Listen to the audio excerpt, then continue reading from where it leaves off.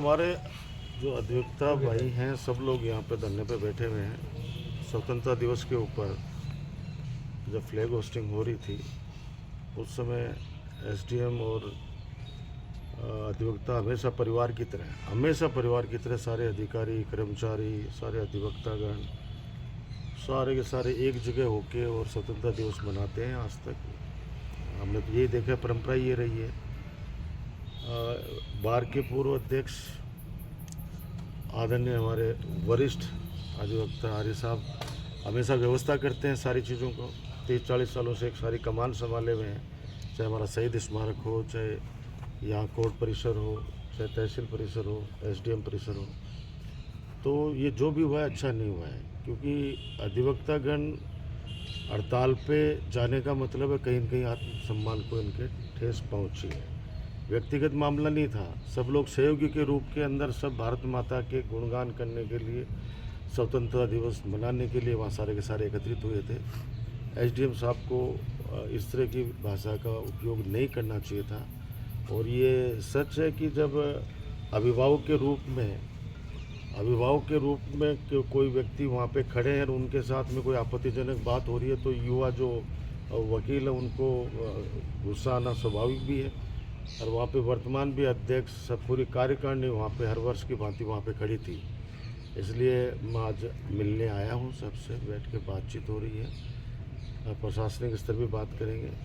लेकिन मैं कह रहा हूँ कि ये सामंजस्य बनाने का जो हमेशा से पिछले 15 सालों में आपने देखा है, उससे पहले भी देखा है कि ये जनप्रतिनिधियों का बहुत बड़ा योगदान होता है कि किस तरीके से आपस के अंदर सामंजस्य बनाए रखें ताकि जनता का कोई भी काम प्रभावित नहीं हो। क्योंकि जनता की सेवा के लिए सब लोग बैठे हुए हैं।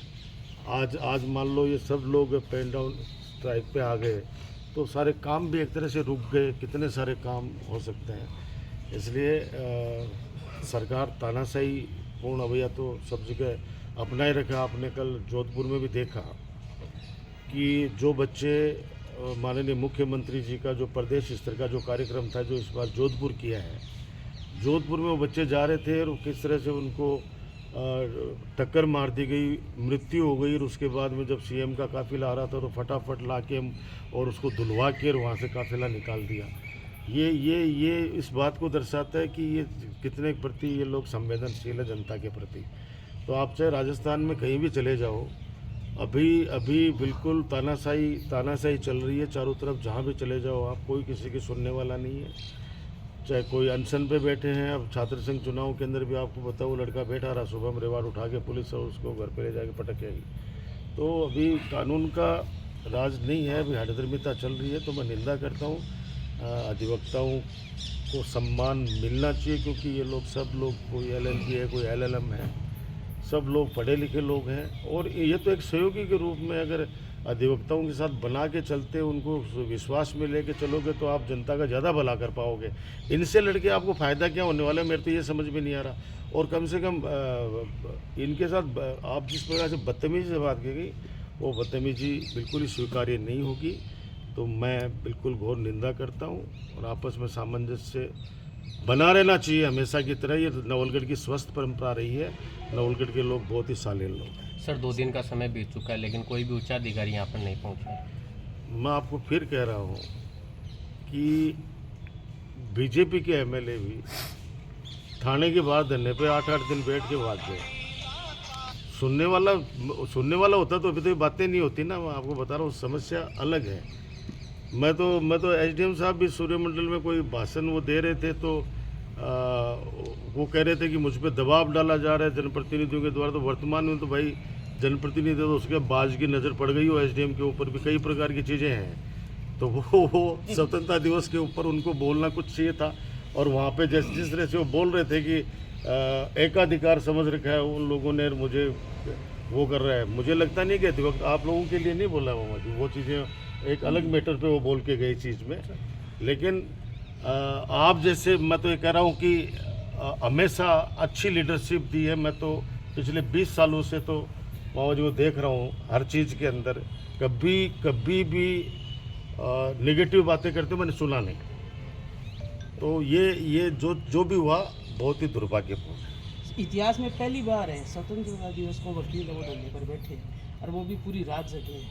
इतिहास में बहुत पहली बार बहुत चीज़ें हो रही है, बहुत चीज़ें होंगी अभी तो देखे जाओ अभी, क्योंकि जब तक जनता खुद रिवोल्ट नहीं करेगी ना, हक के लिए खुद को लड़ना पड़ेगा। मैं तो मुझे लगता नहीं कि कोई इस तरह की लोकल इशू के ऊपर कभी 15 सालों में आप बैठे और एक दो बार बैठे भी हो तो मैंने हाथों हाथ उस चीज़ को ही मैंने उस चीज़ को सॉर्ट आउट कराया हुआ जी, हाथों हाथ। क्योंकि जितना हड़ताल लंबी चलेगी, आप सोचो कि कितने रेवेन्यू के केसेस जब बेचारी आम जनता तारीख पड़ जाती है, फिर वो भागते घूमते हैं, कितना उनको मानसिक प्रताड़ना मिलती है, आर्थिक रूप से नुकसान होता है। तो कौन चाहेगा कि उनको तकलीफ हो? कभी नहीं चाहेंगे अधिवक्तागण भी।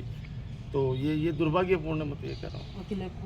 वकीलों को धरने को आपका कितना समर्थन है? मैं आया हूँ भाई, पूरा तन मन धन से समर्थन है, और जो हुआ है वो गलत हुआ है। वकीलों के साथ इस प्रकार का व्यवहार है तो क्या होता है आप लोगों के साथ क्या हुआ? आप लोगों को नोटिस अब पहले तो बाज धमकी देता था, अब नोटिस मिलेंगे आपको। उस दिन तो मैं तो देख रहा था खड़ा कि चाहे राष्ट्रपति का इलेक्शन हो, चाहे किसी MP MLA जब भी नॉमिनेशन भरा जाता है तो मीडिया तो हमेशा आगे रहती है ना, हमेशा ही रहती है। वहाँ पर स्पेशली आमंत्रित किया जाता है, उनको स्पेशल बोला जाता है कि साहब आप आइए। और वो मुझे भी उस समय गलत लगा, जो मैंने बिल्कुल आपके सामने उस समय निंदा की कि गलत है, गलत नहीं, ये ऐसा नहीं होना चाहिए था। सर वो भी शायद आपके प्रत्याशी थे, उनका फार्म भरने आए थे, उस समय हुआ था। बाद में जो लोग आए उसमें कोई इशू नहीं हुआ, तो शायद भीड़ देख के डरते हैं। कई चीज़ें हैं। अब एक तो मैंने आपको बताया कि मैं यहाँ पे इसलिए उपस्थित हुआ हूँ कि इनके साथ हमेशा था, इनके परिवार का सदस्य हूँ, और हमेशा सकारात्मक भूमिका हमेशा हमारे इस बार काउंसिल ने हमेशा निभाई है।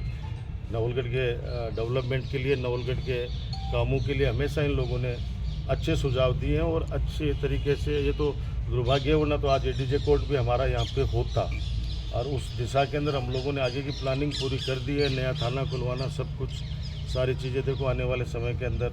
हड़ताल तो मैं कह रहा हूँ उस चीज़ के लिए होनी चाहिए थी कि भाई हमें और संस्था के अंदर बढ़ोतरी कैसे हो, लोग जो